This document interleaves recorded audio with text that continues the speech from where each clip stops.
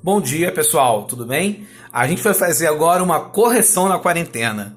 Quer dizer, a gente vai corrigir os exercícios que eu passei juntos, né? Eu explicando os exercícios, lendo com vocês.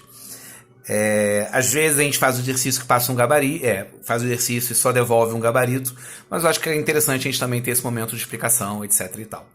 Eu tô aqui com o livro, tô aqui quase patrocinado pela Nescafé, vou mostrar para vocês, que é graças a essas cápsulas aqui que eu consigo organizar improvisadamente uma gambiarra de vidro para poder fazer essa gravação. A gente improvisa, mas a gente faz sucesso.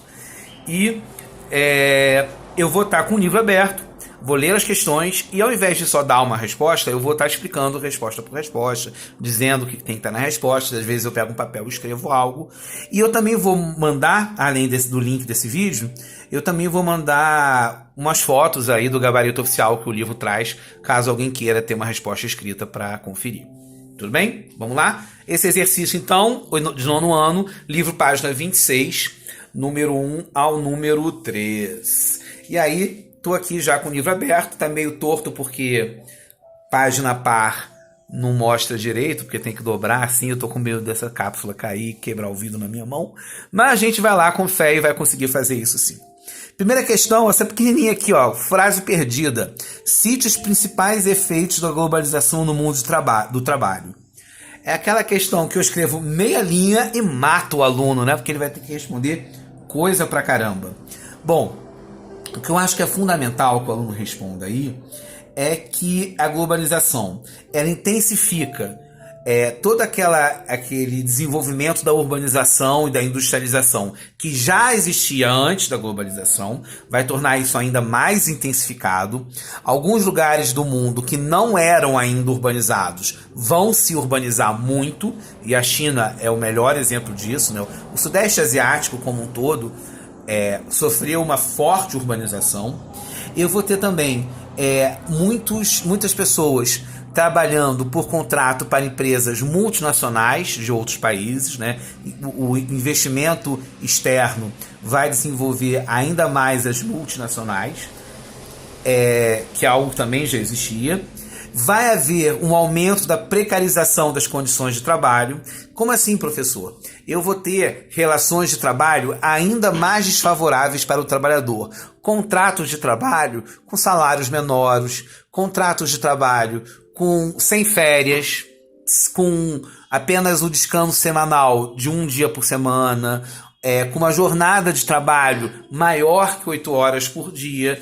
Então a globalização trouxe para esses países de mão de obra barata, como a China, Vietnã, Indonésia, contratos de trabalho ainda mais precarizados. Muita instabilidade, ou seja, você tem a troca de funcionários muito grande, você tem demissões muito frequentes, e além disso, muita terceirização.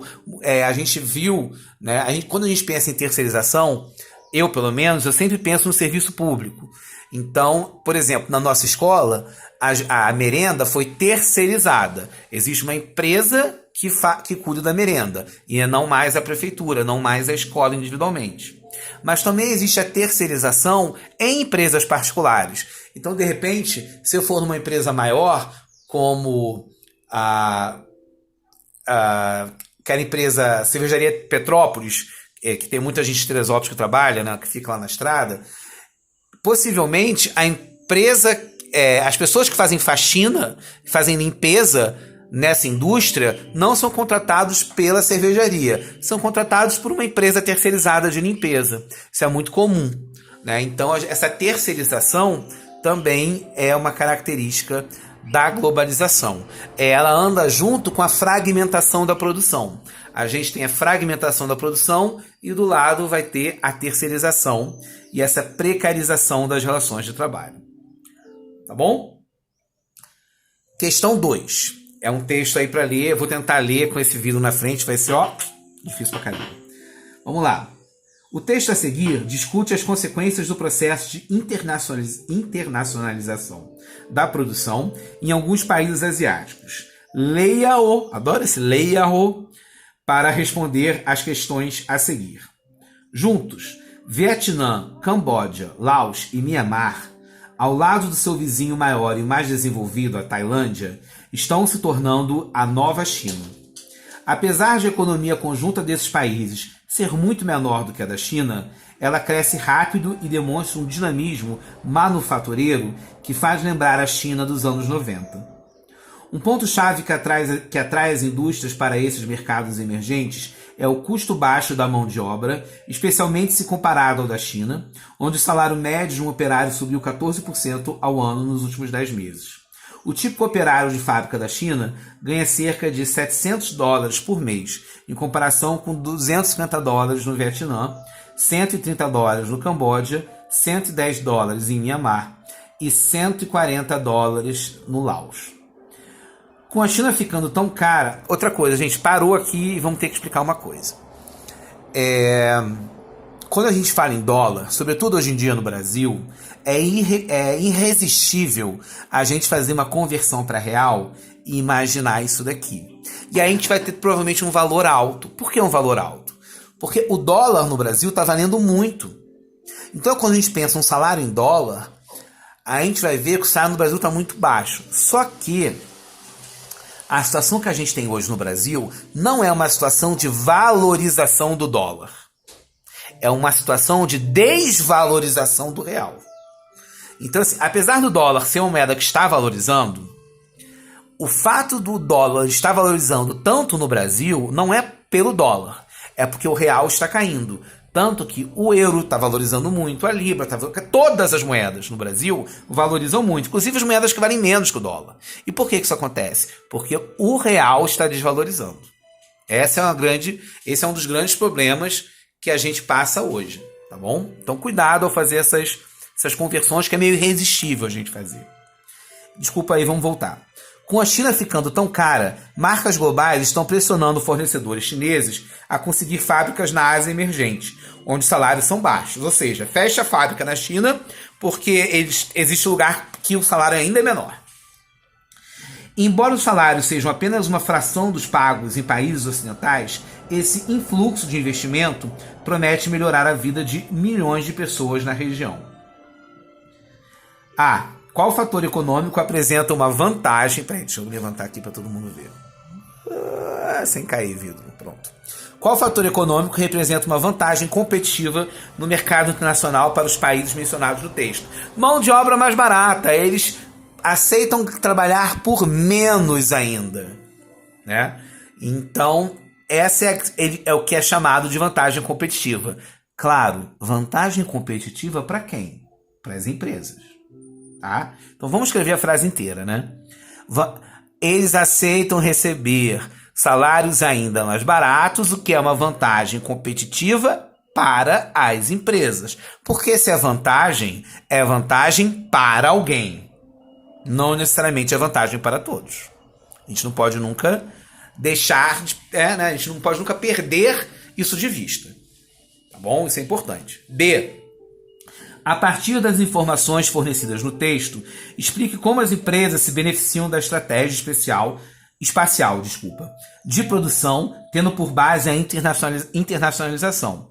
Porque eu posso ter uma indústria multinacional no meu país, nos Estados Unidos, na França, na Alemanha, e eu passo uma parte dessa produção, uma parte que demanda menos tecnologia, uma parte que demanda menos mão de obra qualificada, a parte mais bruta e menos lucrativa, isso é importante dizer, para os países com mão de obra mais barata. Tá bom? Então isso faz parte do processo de internacionalização. Por quê? Que a gente internacionaliza os lucros ou a gente internacionaliza os custos e os prejuízos? Porque quando eu ponho uma fábrica para funcionar lá no Vietnã, em vez de colocar na Alemanha, eu ponho uma fábrica que não precisa ter todo o controle ambiental que exige na Alemanha, que pode ter um salário menor do que o salário mínimo da Alemanha, né? Então eu internacionalizo o custo dessa produção. É aquela velha história. Quando a gente compra um produto chinês pirateado, ou nem necessariamente prateado, mas um produto que é absurdamente barato, A gente está pagando barato por esse produto porque alguém está pagando junto com a gente, né? Quem está pagando junto com a gente? Aquela população que não tem direitos trabalhistas, aquela população que está perdendo seus recursos naturais, que está vendo seus rios sendo poluídos, aquela população que vai trabalhar de máscara porque a poluição do ar é tão grande que incomoda respirar. Então a gente tem que pensar nisso tudo. Esse custo ele é dividido. C. Qual é o efeito desse processo para os países que recebem as empresas multinacionais? Os países que recebem, eles vão ganhar, porque vai gerar emprego, e vão ganhar impostos, né? Mesmo os impostos sendo mais baratos nesses países do que na Alemanha ou do que nos Estados Unidos, os governos locais ganham impostos. Então existe um interesse aí também dos governos locais em estar atraindo essas empresas. Tá bom? Questão 3. Tem uma chargezinha. Eu vou descer com o celular. Vai tremer, mas não vai cair. Calma. Eu vou botar uma mão aqui. A gente improvisa, mas a gente se diverte. Vamos lá. Observe o cartoon abaixo. Acho o máximo cartoon, né? É charge, gente. Para que usar a palavra difícil? Observe a charge abaixo e faça o que se pede. Então tem uma professora de geografia aí, maluquete. Enquanto isso, na Escola Planalto. Bem, hoje falaremos sobre as vantagens da globalização. E aí, é uma charge do saudoso Milo Fernandes, já falecido. Observe esse mapa aí que a professora aponta. O hemisfério norte está maior que o hemisfério sul. O que isso deve significar? Pensem em vocês aí. Por que será que os países do hemisfério, os países do norte, Estados Unidos, os países da Europa, Japão, Canadá, China, estão assim maiores do que os países do sul? Eu sempre gosto de dizer, né, nas palavras do grande geógrafo Milton Santos, que alguns países fazem a globalização e outros países sofrem a globalização. Então, alguns países promovem a globalização e ganham muitas vantagens com a globalização. Outros países recebem a globalização e não têm muito o que fazer para resistir a ela. E com certeza existem ganhos na globalização para todos os países. Então, com certeza, esses daqui têm ganhos. Mas será que eles também não perdem muito? Né? E eu acho que é isso que a gente tem que pensar. Então, vamos ver o que a questão quer. A. Identifica os recursos visuais utilizados pelo cartunista para discutir os efeitos da globalização. Essa é uma daquelas questões que às vezes eu coloco para a gente matar a graça da charge, matar a graça do quadrinho, que é explicar o quadrinho. Mas é importante, porque é a maneira de vocês mostrarem que vocês entenderam. Então, vocês vão dizer quais são os recursos visuais. O quadrinista, né, o autor, o desenhista, ele faz com que os países do sul fiquem menores e os países do norte maiores. Este é o recurso visual. B. De acordo com o cartoon, gente, cartoon de novo, eu não aguento com isso. De acordo com a charge, se for cartoon o ano inteiro, eu vou brigar com esse livro. Caramba! De acordo com a charge, quais regiões do mundo obtiveram mais vantagens no processo de globalização? As regiões do hemisfério norte, América do Norte, Europa, Japão. Acabei de falar. E C. É possível afirmar que a globalização criou disparidades regionais no interior dos países? Sim. Mas aí eu vou te confessar, eu não acho que a charge fale disso. Tá? Mas vamos lá, vamos tentar explicar isso. Em cada país, no interior de cada país, a globalização criou disparidades regionais? Muito. Eu vou dar um exemplo. São Paulo, obviamente, é a cidade mais globalizada do país, é a maior principal cidade, centro econômico, etc. O pessoal fala muito da Avenida Paulista, não sei se alguém aqui já foi a São Paulo. A Avenida Paulista é o principal centro financeiro do país, ainda é. Mas existe uma outra avenida em São Paulo que é a cara da globalização, que é o Berrini, se não me engano o nome da avenida, que fica ali perto da Marginal Pinheiros, em direção à USP, é um pouco mais afastado, zona oeste de São Paulo, mas é uma área muito rica da cidade. E esse novo centro financeiro, você tem aquelas torres que parecem com as torres que tem na China, a ponte estaiada. Então você tem toda uma arquitetura muito mais, assim, extremamente global. E compara isso com regiões como o norte do estado do Rio de Janeiro, como o norte do estado de Minas, como o oeste da Bahia, que são áreas ainda muito mais atrasadas. E muito mais com bem menos globalizadas. Tem uma palavra que eu gosto, que eu acho que é melhor do que globalizado nessa situação, que é a palavra, vou até pegar um papel para escrever esse negócio, vou escrever até de hidrocor, para ficar, ó, que é uma palavra chamada cosmopolita. Conhece essa palavra? Cosmopolita é aquele lugar, aquela cidade, aquele bairro, aquela pessoa que é antenada com o mundo inteiro. É aquele bairro que poderia existir em qualquer cidade do planeta. Então, por exemplo, se eu for na Barra da Tijuca, a Barra da Tijuca é um bairro cosmopolita. Ela tem características que eu posso tirar a Barra do Rio e colocar em qualquer país do mundo que eu teria igual. O shopping center também é assim, né?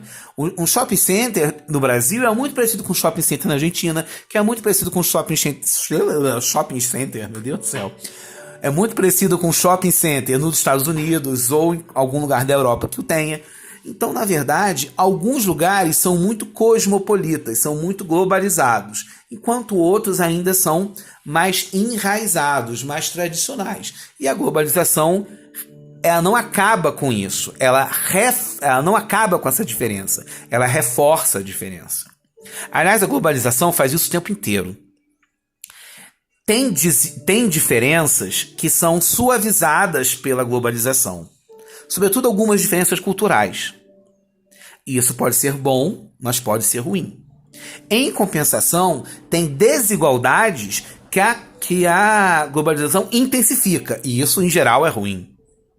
Né?